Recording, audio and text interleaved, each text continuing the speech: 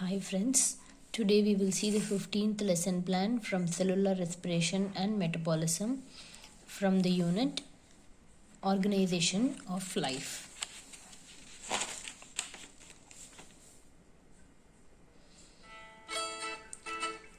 Class Standard 8,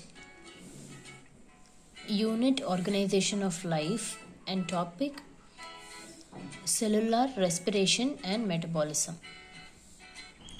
Instructional objectives: the pupil acquires the knowledge of the cellular respiration process and how living cells gain energy. Describe the types of cellular respiration. Distinguish the difference between aerobic and anaerobic respiration. Explain the chemical reaction, metabolism, by which living organisms sustain their life. Summarize the anabolism reactions with examples.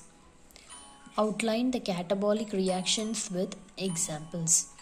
Brief the purpose of metabolic reactions. Instructional resources: flashcard showing chemical equation of aerobic respiration, rotating disc to match the end products of different reactions, hanging chart depicting difference between aerobic and anaerobic respiration.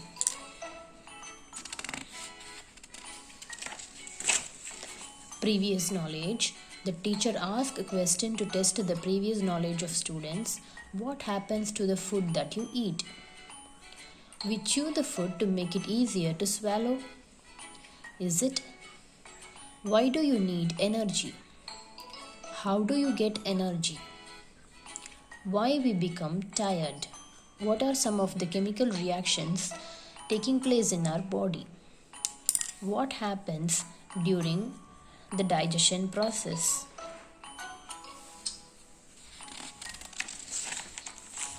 Now, declaration of the topic cellular respiration and metabolism.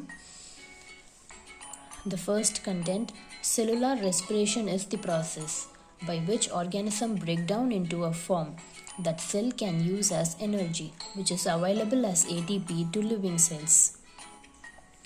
The teacher explains the cellular respiration process and the student follows the process explained by the teacher. What is ATP? Next, we are going to the types of aerobic respiration. Food substances are oxidized into water and carbon dioxide and energy. It requires atmospheric oxygen. Glucose plus oxygen gives carbon dioxide plus water plus energy. So the teacher briefs the aerobic respiration and the student interprets the chemical equation written. How is energy produced? Next, we move on to the anaerobic respiration. So, food in the due to partial oxidation gives energy in the absence of oxygen. So the teacher is explains the anaerobic respiration with equation.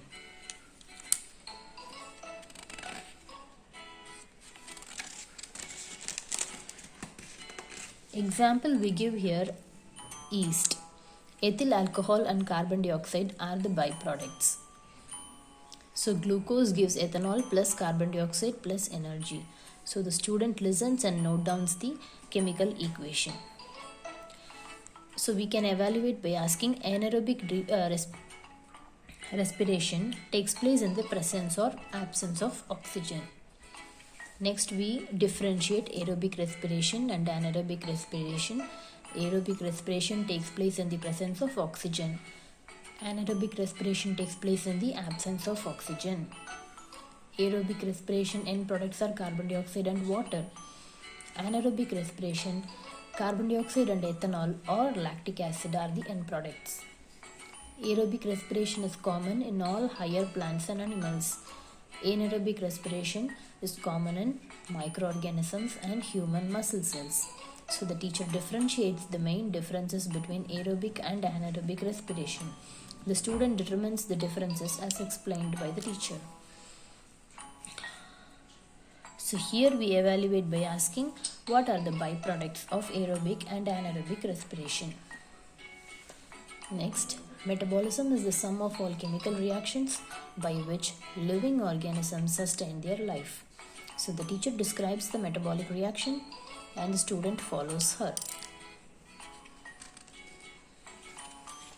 Next, we move on to the anabolism. Small molecules are changed into larger, more complex molecules of carbohydrates, proteins, and fats. So here we give the example: glucose give glycogen and other sugars. Next example, amino acids give enzymes, hormones, and proteins. So the teacher outlines the anabolic reactions with examples and the student listens to the examples. Next, catabolism is the process that produces energy required for all activity in cells. Larger molecules are broken down to give energy, and the fuel here will be the anabolism. So here examples are: carbohydrates give glucose, glucose gives carbon dioxide plus water plus heat. The teacher defines catabolic reactions with examples and the student infers the definition of catabolic reactions. State the examples of catabolic reaction will be your evaluation part.